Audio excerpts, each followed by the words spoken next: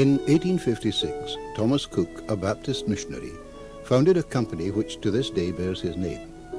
The company became a byword the world over for short guided tours of places of interest, although today it's just a travel agency like many others.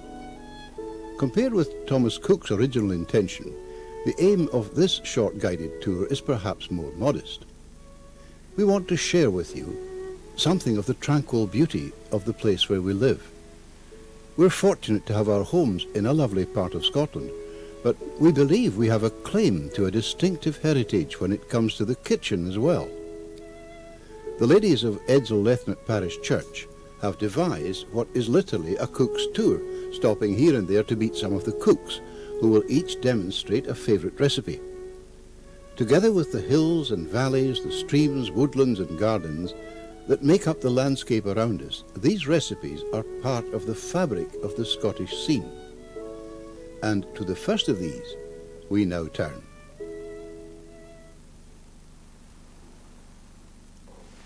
Porridge is a very well-known traditional Scottish food, and having been eaten in Scotland for hundreds of years, oatmeal is actually now highly regarded as a health food, being low in fat, high in soluble fibre, a good source of folic acid, and also it can help reduce cholesterol levels.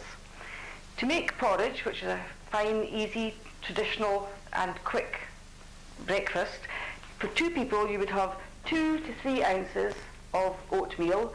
You can choose fine, medium or rough oatmeal depending on the type of porridge you like. For 2 people, 1 pint of water and salt to taste. A good guide would be a pinch of salt per person. To make the porridge, you would have your pint of water, bring it to the boil, sprinkle in my oatmeal, stirring carefully all the time to avoid lumps.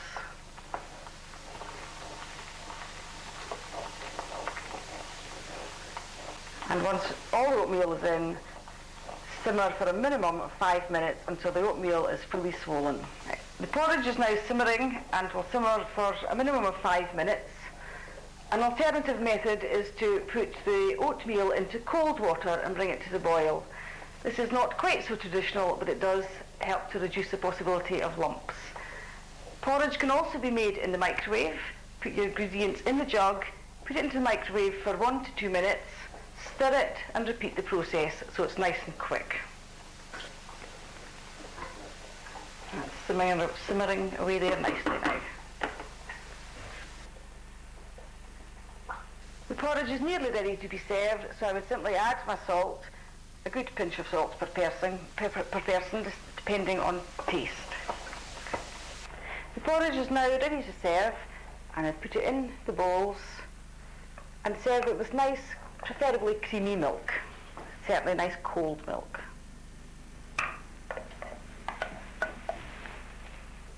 Some people like to pour their milk over the porridge, but personally I like very hot porridge and very cold milk. So I would have my milk in a cup, spoonful of porridge, spoonful of milk, and eat together. Not far from the kitchen where our tour began, and high on the east side of Glen Lethnot, are 2 sites of archaeological interest called the Brown and White Catterthuns, Iron Age hill forts. All that's visible today are the earthworks of one and a massive enclosure of stones of the other, the work of many well-organised hands. The site commands unrivalled views of the Vale of Strathmore and eastwards to the North Sea. But let's move on to Edzell now, where Gladys Main is waiting to provide our next demonstration. Now I'm going to make skiddly tonight, which you use dripping, onions, oatmeal and seasoning. Now this skiddly is a lovely accompaniment for mince or any type of fowl. It's crispier than an oatmeal stuffing, and the degree of browning your onions is up to the individual. But tonight I'll just make them a golden brown. Now I think we'll go across the cooker and I'll show you how to combine them together. Now, first of all, you melt your dripping. And this just takes a minute or 2 until it comes down into liquid.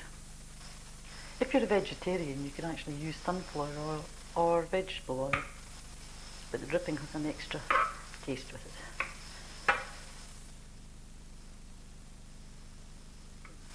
Now that's the dripping melted, just add your onions and give these a stir around until they're a golden brown, or if you like a really crisp skirly, till they're a much darker brown.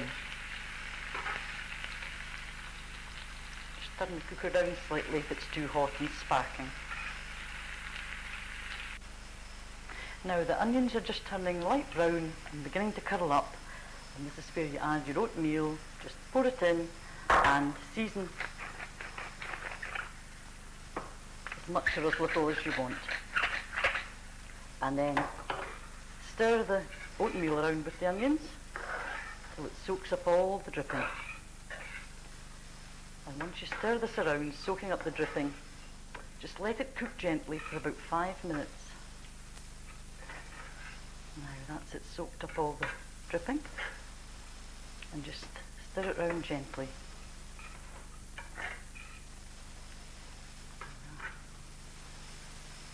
And the smell begins to waft up. This is where you get hungry. And here we have a plate of mince, tatties, peas, and of course skirly.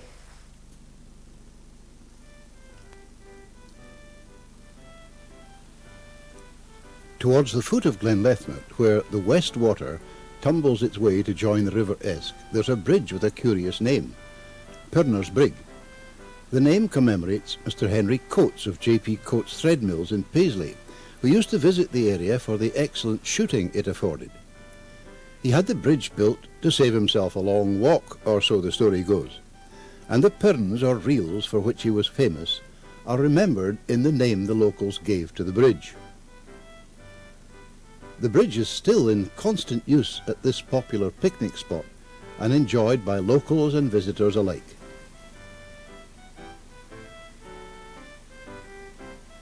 And now it's time to return to the kitchen at Lethnot, where Nancy McIntosh is ready to introduce our next recipe.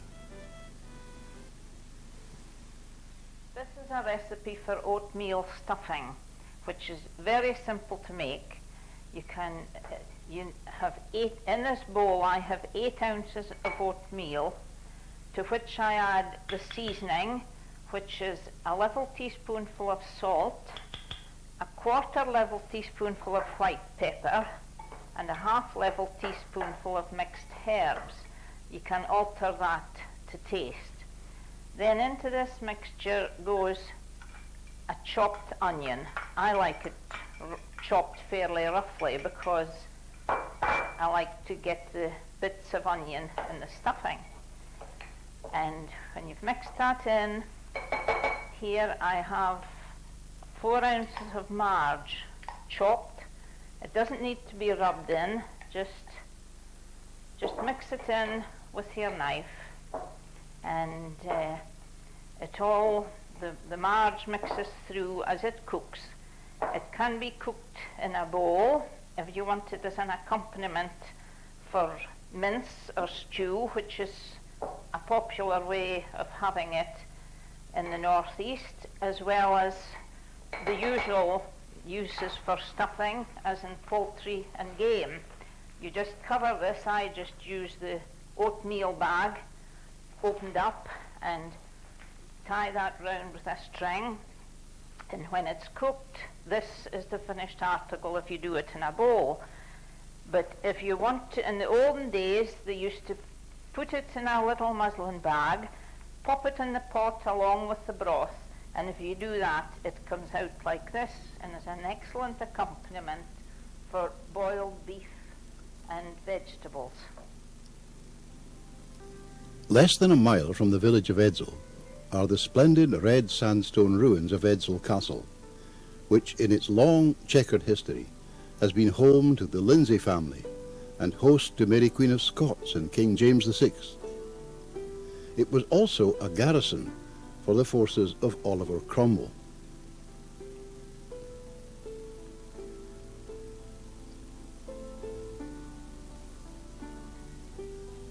In the entrance to the castle, There are stone benches where the poor of the parish received their portion of beef from the hand of the lady and daughters of the proud house of Edzell.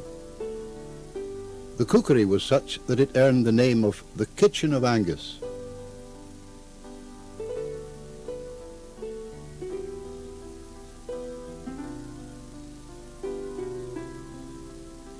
The summer house in the corner of the walled garden is sometimes used as a vestry by ministers invited to conduct weddings in the castle grounds, a practice which is now quite common. The walls around the formal garden are embellished with elaborate carvings of celestial deities, and the gardens themselves, after years of neglect, were laid out in the 1930s in a style to match the grandeur of the castle.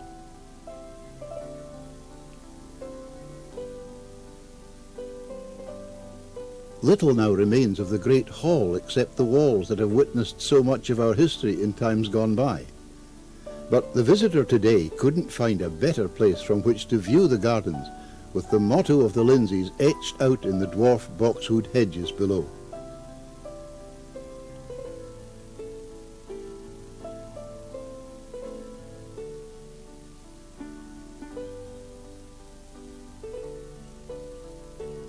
It was said that in the kitchens they used to roast oxen whole. They even had their own bakery, the gable wall of which is in the centre of the picture now. But in the kitchen itself, I wonder if they ever baked oat cakes. That's what Pat Taylor is going to demonstrate now. Now, the oatmeal, I use medium oatmeal. I think some people use a mixture, but I just like the ordinary medium. And now I put 2 handfuls. It doesn't really depend on the size of your hand. Mine is just medium size. And that is approximately 4 ounces, so you don't need any scales. And then you put in a pinch of bicarbonate of soda. That's a pinch. And according to your taste, if you don't like a lot of salt, you could use low salt, or a half a teaspoonful. That's about half a teaspoonful. That brings out the flavour, of course. Sometimes when you eat them, it's actually need more salt. And that's it. And then 2 teaspoonfuls of melted lard. That's 2. And then give it a wee stir with a fork. And then your water, and that's it. You just judge. You have to make it warm and make a nice warm dough. It's easier to roll, or it cracks up very easy. If you find a lot of cracks when you're doing it, just fill it up with oatmeal again, and the oatmeal goes into the cracks. Well, I'm kneading the dough, which takes everything together, and after that you get it back onto the table. And that's it. It doesn't look a lot. There's enough to do at a time. 4 ounces is enough to. Now, you've got plenty. Well, I'm a bit extravagant with this. You just sort of keep rubbing just dry flour onto your hands, and then sort of press it in into a round as much as you can with your fingers before you start rolling. Get it into a round. You can make it a wee bit wetter if you think it's going to be better for you. It just depends on your taste again. And if there's any cracks come up, just put meal into the cracks, and that will seal itself.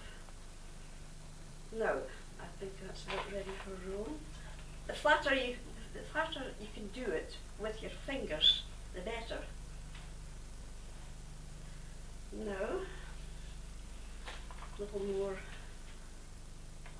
oatmeal around. Now roll them in. Now you've got to be very gentle. You just can't really roll like dough. You're more like you press. It's much better, or it'll crack up. You can roll a little bit. This depends on the consistency of your of your dough. That's not bad. Now what I do, I cut it into 6 after this, and then if I want them thin, I roll each individual triangle. I'll show you. Now I'll do that now. I cut it into 6, or you can cut it into 4, or just as whatever size you want. And then I give it a wee roll again if I want. I like mine thin. Some people like them very, very thick. I like thin, and I do the point quite thin so it'll curl up. Transferring the oat cakes onto a hot girdle.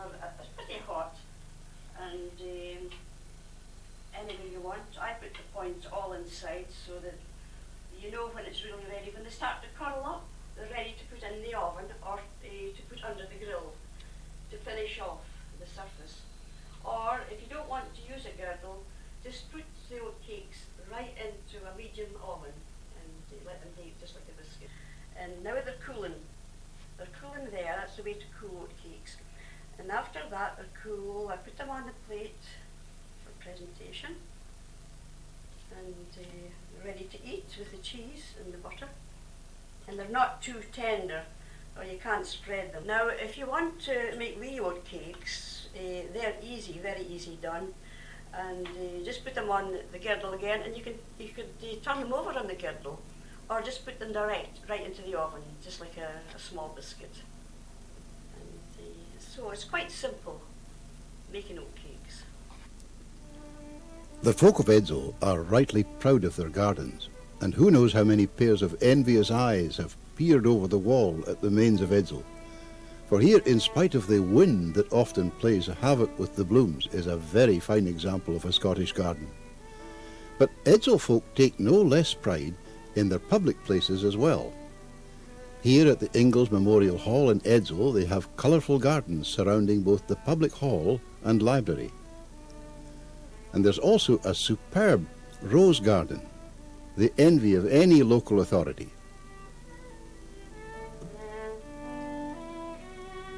But let's go back now to the kitchen for a lesson in stovies. There are many different ways of making stovies, but this is my recipe. The most important thing, I think, is a pan with a tight-fitting lid. And the ingredients are 6 to 8 potatoes, depending on the size, finely sliced, 2 onions, chopped, any leftover cold meat, chopped,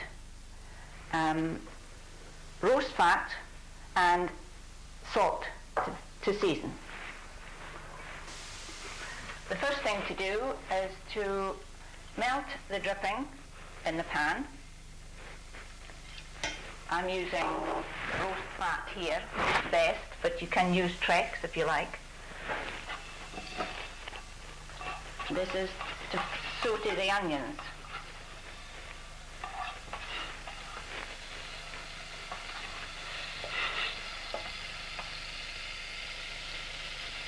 Now I'm adding the onions.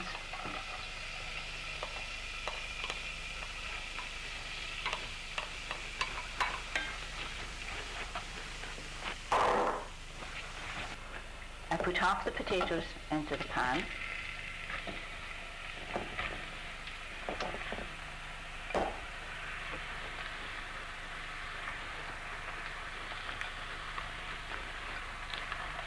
And season with the salt.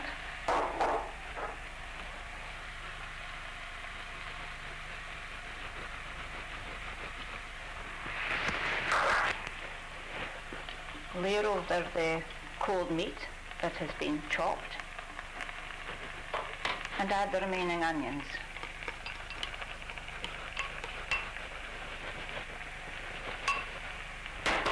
Finishing with the potatoes.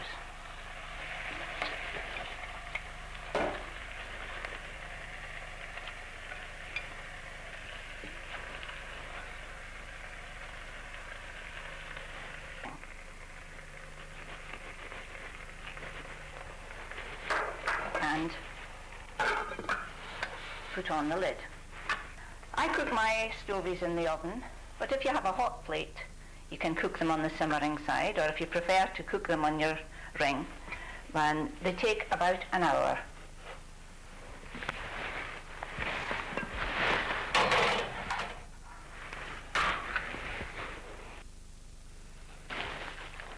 This is a pot I made earlier. So when you take them out of the oven, you give them a good stir to mix all the layers. And as you see, they're very moist. They don't need any stock or gravy. They cook in their own juices. And there you have an inexpensive supper dish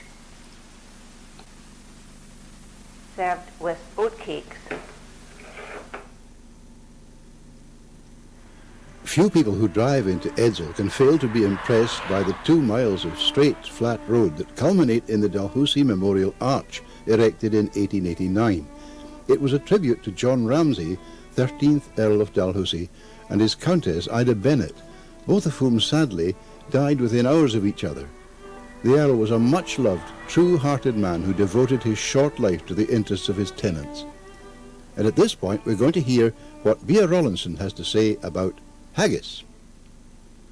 Haggis. Right. For haggis you need to have a deer's pluck. That is a heart and a liver. And you need to cook the heart and the liver first, which you do it in some cold water and boil it for an hour and a half. And you then have the cooked heart, which you need to dice. You dice the heart up here, and the same with the liver, so that you make it into reasonably small sizes. And the liquid you have left is then called the brie. Then you need to have onions. I've got 3 onions in here, and they are also diced up the same. And also you have to have suet, and this is a Torah suet. So there's half a pound of a Torah suet, and also oatmeal. And this is toasted oatmeal. And you can toast the oatmeal in the oven or under the grill. And there's a cup and a half of toasted oatmeal.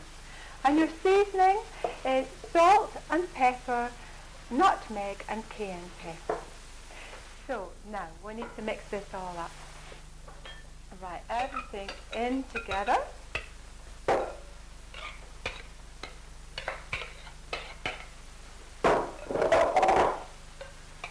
suet and the oatmeal. Oh, sorry. And the seasoning.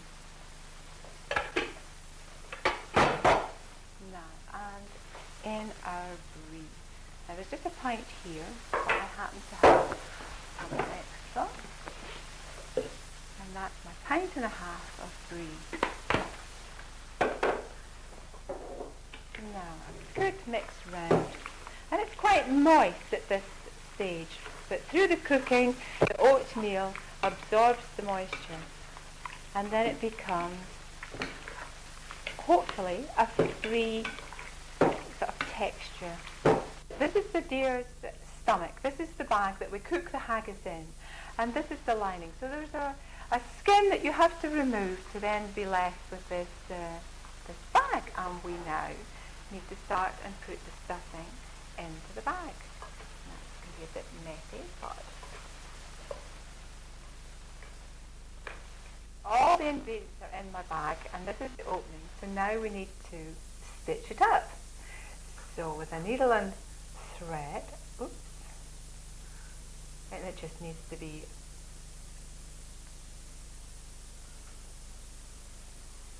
a rough overstitch, I think I'll do for this one.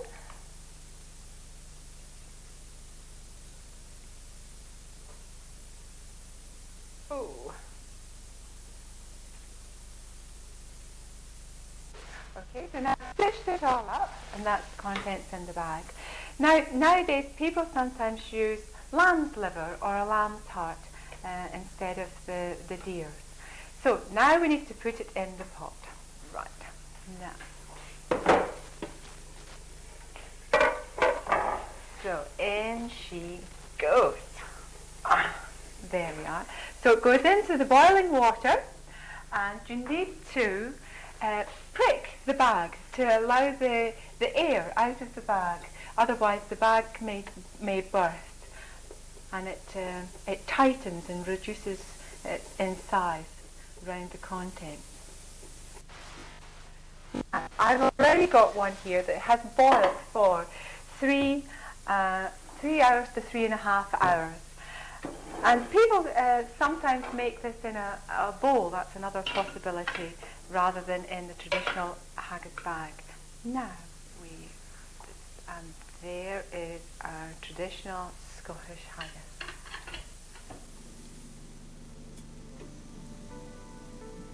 To describe Edzell as the jewel in the crown of Angus may seem to those who don't belong to Edzell as a typical piece of exaggeration. But when we see its imposing buildings, splendid hotels, and colourful floral displays, its broad main thoroughfare and general air of quiet purposefulness, it's still rather special. It's been a place to which visitors have come, the same visitors, year after year, and some of them indeed, in their retirement, have become residents because they savoured here a sense of peace that contrasts with the bustle and stress of city life. And so, if the folk who live here don't always think of it as the jewel in the crown, let's agree with them that it's a good place to live, and encourage them all to keep it that way.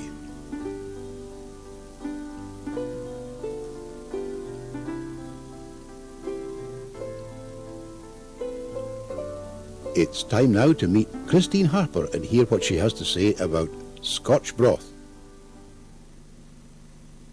This is my recipe for Scotch broth. A cheaper cut of lamb. This one is a shoulder, and I've made it into 2 pints stock. 2 ounces of barley, which has been soaked overnight. Carrots, onion, turnip, swede and parsley. Into the pot goes the turnip, the carrot,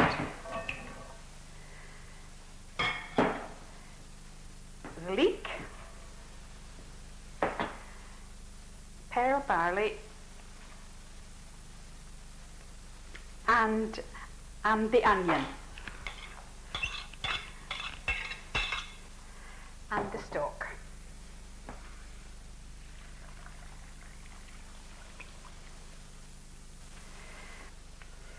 Right, give the mixture a good mix, bring it up to boil and simmer for 2 hours. A plate of Scotch broth, what's nicer for a cold day lunch?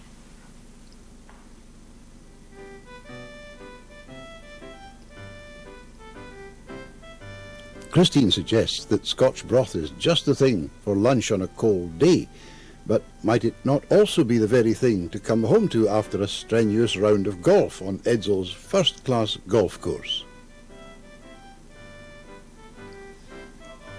The manicured greens and well-kept fairways have made Edzell a firm favourite with devotees of the sport, who come not just from Edzell, but from far and wide to enjoy the bracing air and springy turf, both of which Edzell has in good measure.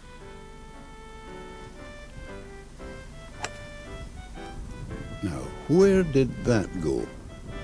Right down the middle, of course.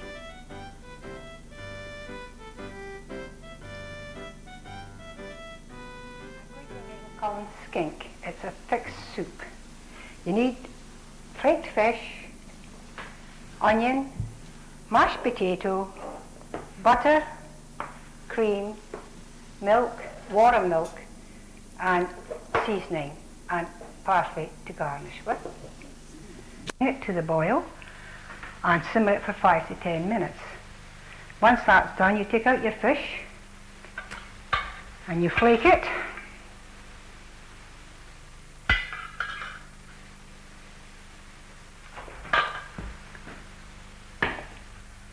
Flake it, and then you put it back into your pot. Just give it a bit flake. That. Leave a wee bit lumps in it. Right. And back into the pot.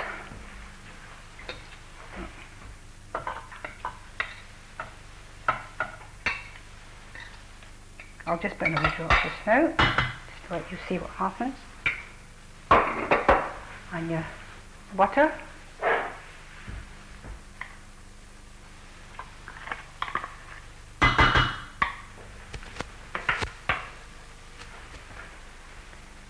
Your onion is already in chopped. Your seasoning. Okay. Your cream, you need 2 to 3 tablespoonfuls of cream. That in. There's 2 enough there. That's it.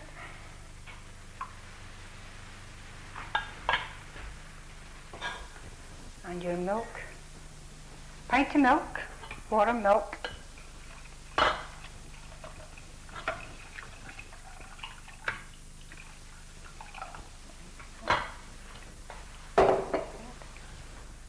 And your potatoes.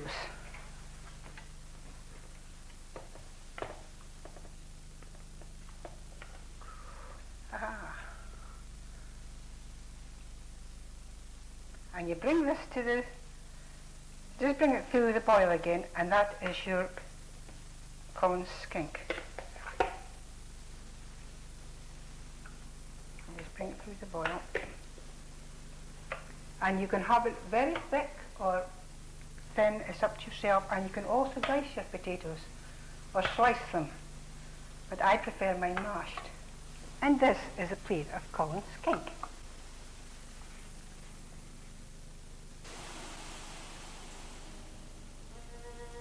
It would be unfair to the folk of Edzell if we gave the impression that everything here is colour, light, sunshine.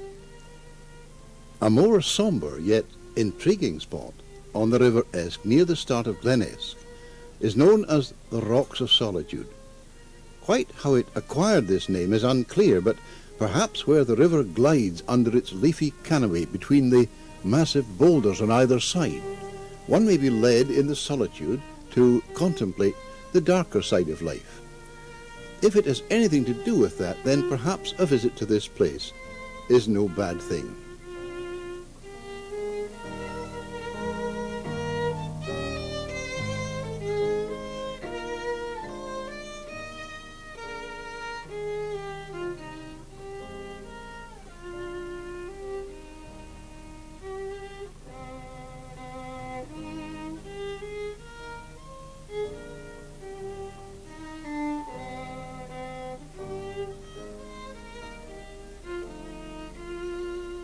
But now, after all that sobriety, if you're feeling the need to brighten things up, here's Carol Webster with something to celebrate. I'm making a clouty dumpling today. It's a traditional celebration pudding in Scotland. I've got some of the dry ingredients in the bowl, sugar, cinnamon, ginger and bicarbonate of soda. I'll just add the brown breadcrumbs. Now they're soft brown breadcrumbs, fairly fresh. Mix this in. And here I have the soft brown sugar, which I'll just tip in as well. Mix around and just try and get some of the lumps out of the brown sugar first. Now, and I'm now adding suet. Now this can be ordinary beef suet, or if you're vegetarian, there is vegetable suet in the shops which works equally as well. Next I have my sultanas and the currants. And we just mix this all together just to get it evenly mixed here. And once that's done, you add a couple of tablespoonfuls of golden syrup.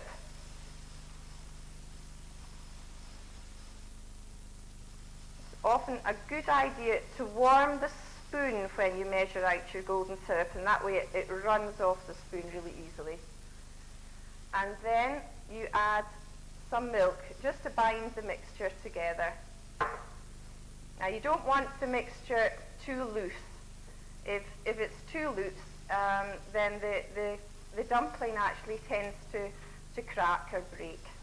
So you just mix this all together. So it's just a nice consistency. Not too soft, but yet everything is binding together nicely.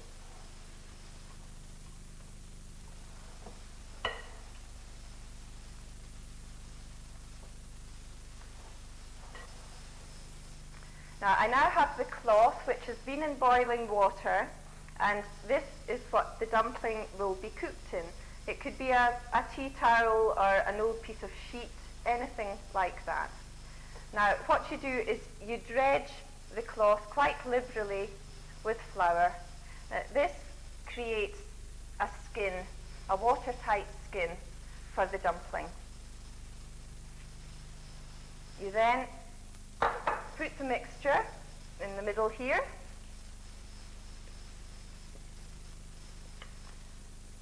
It doesn't have to be too neat or anything because it takes its shape once the cloth is tied up round it. You just drop the cloth like this, and then you tie it with string. You don't want to tie it too tightly round the wet mixture. You have to leave room for the dumpling to expand inside it. So you just tie a piece of string round the neck, like so. And it's ready now for the pot. We have a pot of boiling water on the stove. And I like to set an old tea plate or something underneath the dumpling. And we'll go to the stove now. Now I have a pan of boiling water on the stove. I'll place the plate in it, and then the dumpling just goes on top. The water should come about halfway up the dumpling, and you just leave it, put the lid on tightly, and leave it for 3 hours to cook. Check it occasionally just to make sure that the water isn't boiling dry, and that's all you do. And after boiling for 3 hours, take it out of the cloth, and this is what it looks like. Some people like to dry it off a little for a few minutes in a warm oven, or set it in front of a coal fire. And that is the finished article, a clootie dumpling.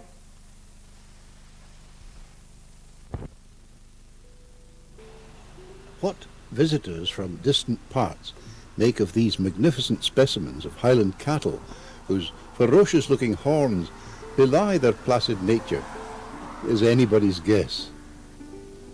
And now for an all-time favourite for the table, shortbread. And to introduce it, we have Lily Gibb. 8 ounces of butter, which is salted, but you can use unsalted butter, but put a pinch of salt in your flour, and 4 ounces of caster sugar. Now I have it beaten enough, because if you beat it too much, it takes away all the nice layers that shortbread should be. The same if you're making pastry, you can make the same mistake over beating or overworking shortbread. Now I just mix this in a little bit, and then I use my hand to put it all together. Now it just takes a wee while and a wee bit of patience.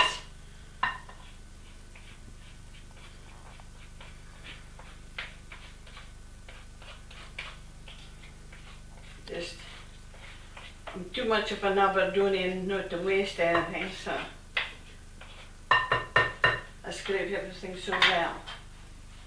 Now I just use my hand and blend it all together, and you should end up with a perfectly clean bowl.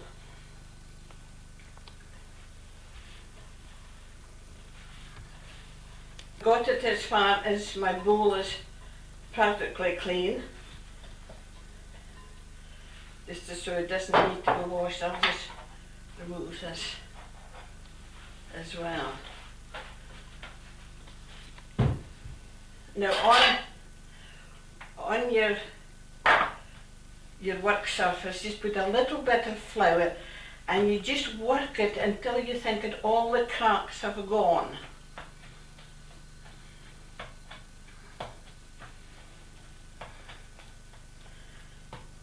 Don't be too heavy-handed with it. Now at this stage I would put, if I'm doing shortbread fingers like that, I would press it into here, which is lightly greased. I roll it out a little bit first, and then I start from the centre and work to the corners to get it even.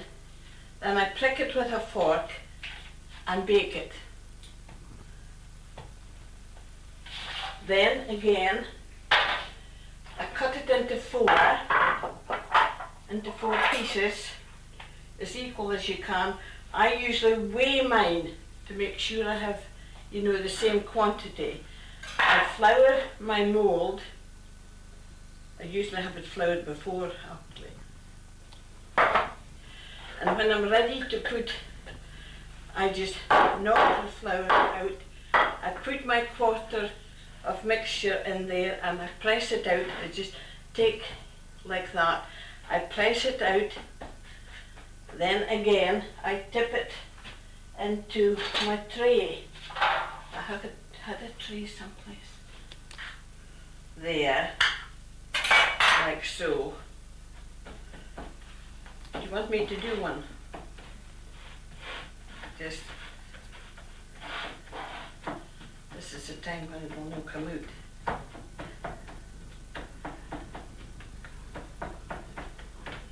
Or failing, if you don't have a mould, just press it into a sandwich tin. And that does equally as well, but this is a wee bit more fancy. Then when it's ready, just ease it off from the edge.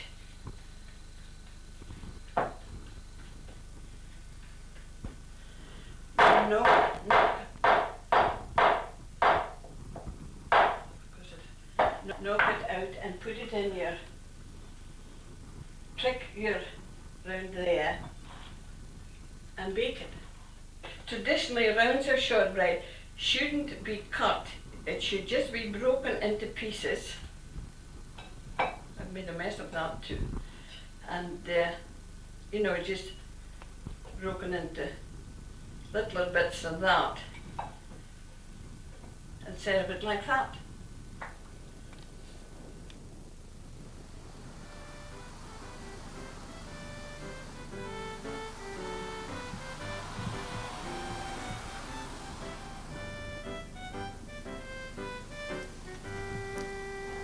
Many a motorist leaving Edzell by the Ganachie Bridge is hardly even aware of the spectacular gorge which it spans.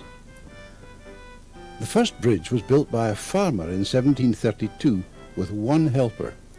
At that time, the river could only be crossed by fords and drowning accidents were common. 60 years later, the bridge was widened and today, modernised and strengthened, it carries a steady stream of traffic in both directions. Now this is where we go to Julie Ritchie with a lesson in the pancake department. First of all, 2 cupfuls of plain flour, 1, 2, and a teaspoonful of bicarbonate of soda, quite a heaped teaspoonful for this, not quite so heaped of cream of tartar, plus about a quarter of a little teaspoonful of salt.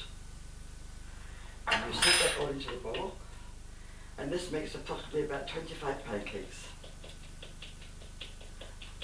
They're delicious hot, and you can eat, and they're very good for freezing too. If you have any left over, there's never much left over in my house. Make a little well in the centre. Just add your egg. Don't put the sugar like I did. A 1 tablespoonful of syrup.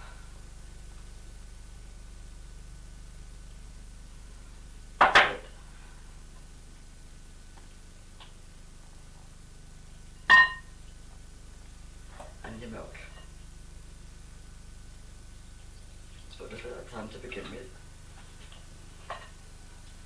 And you beat that all up. I'm afraid I'm a bit old-fashioned. I don't like mixers. I like using a wooden spoon. And the secret of this, I think, is tipping your bowl slightly to the side. And when you've got the constituency what you require, lift the bowl up on the side. Give it a good... Yeah, it's a texture.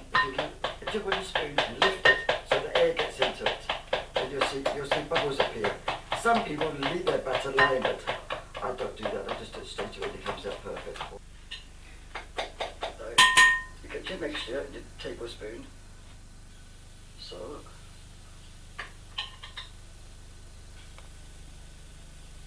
I can get 4 on this.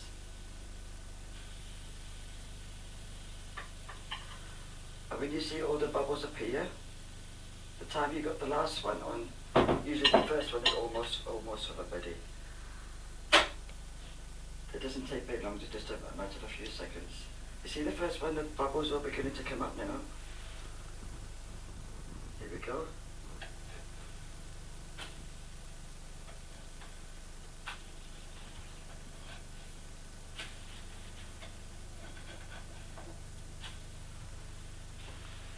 And it takes a few more seconds and you take them off and put them onto your cooling tray and cover them up.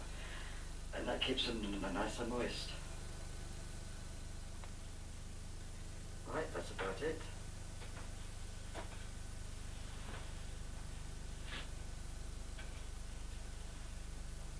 There's a wee bit on the hot side.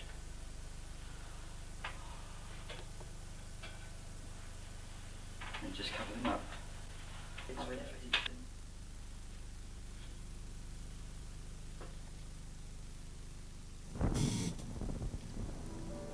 9 miles up Glenesk stands the Retreat, a former shooting lodge gifted by Lord and Lady Dalhousie to be used as a museum of how Glen people used to live and work. The museum was the inspiration of a schoolteacher, Miss Greta Mihi, MBE. It was founded in 1955 and houses a remarkable collection of artefacts.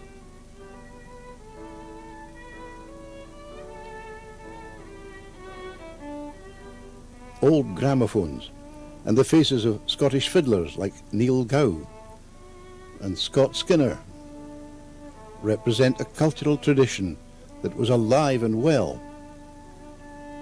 The wildlife of the vicinity is well represented too. But leave yourself plenty of time if you come to the Retreat, for this place has much to offer. To complete your visit, there's also a craft shop and a tea room.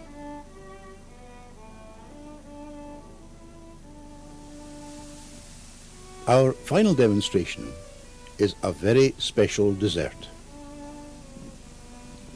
Here's Marjorie de Costa. Today I'm going to be making Cranachan. I think it's one of the most delicious Scottish desserts that there is, and it's very, very simple. It consists of 2 ounces of oatmeal. Now the oatmeal has to be toasted. I do this in a frying pan, heating it gently until it turns brown. And you must remember then to sieve it because there's some dust comes off the oatmeal. The next ingredient is 2 ounces of icing sugar, half a pint of cream, and 6 ounces of raspberries.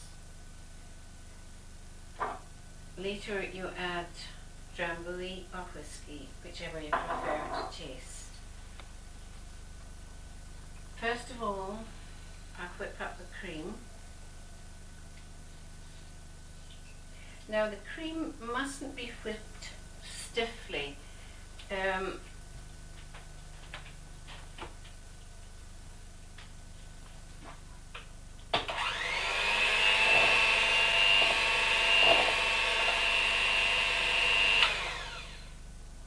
My friend up the Glen who works at the Retreat says it needs to be floppy.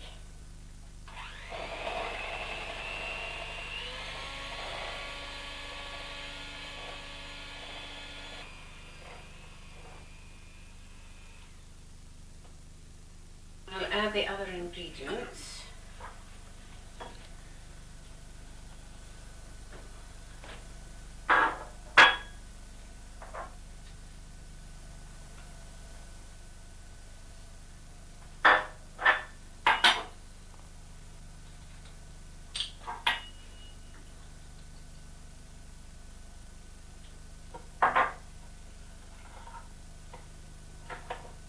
Most of the raspberries, but keep a few of them for decorating afterwards.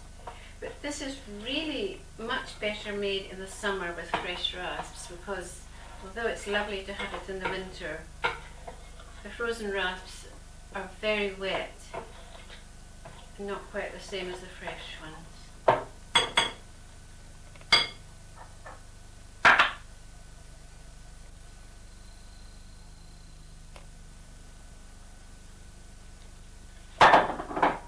Should make enough for 4 helpings. And I'll do one just now.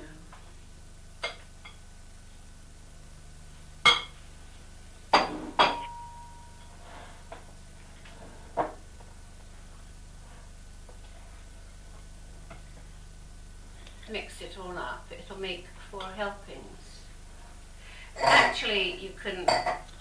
It's so easy to make, and you can make it quite often in the summer. You can really put more rasps or less, more oatmeal or less, entirely how you like it. And these are not going to look very beautiful because they're defrosted, but in the summer with the real fresh rasps, it's absolutely delicious.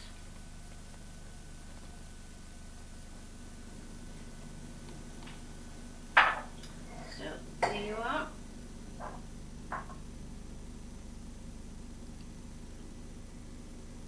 At the head of Glen we arrive at Invermark Castle, a gaunt ruin of what was once a stronghold of the family known as the Lichtsome Lindsays. It was strategically placed for the lawless times when it was in its prime, and though it was supposed to have been built by Sir David Lindsay of Edzell in 1526, it's almost certain that the first building dates from the early 14th century, and the Lindsays probably extended a much earlier edifice.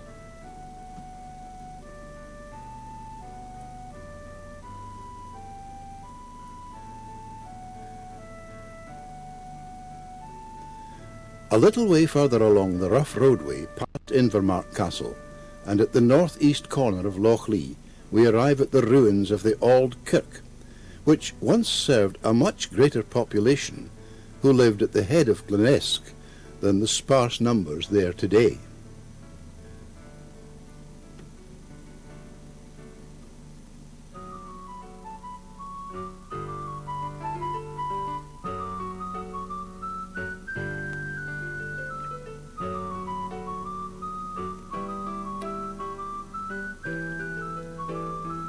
At Loch Lee, we have reached the end of this Cook's tour. And as often happens, we're more conscious of what's been left out than what we've been able to include. We've endeavoured to work entirely without professionals and without all the technical advantages that a modern television studio can provide. But we trust that what we have achieved over the many months we've worked together on this project has brought to you some of the joy it's given to us as we put it all together. And if it has, we will feel well rewarded.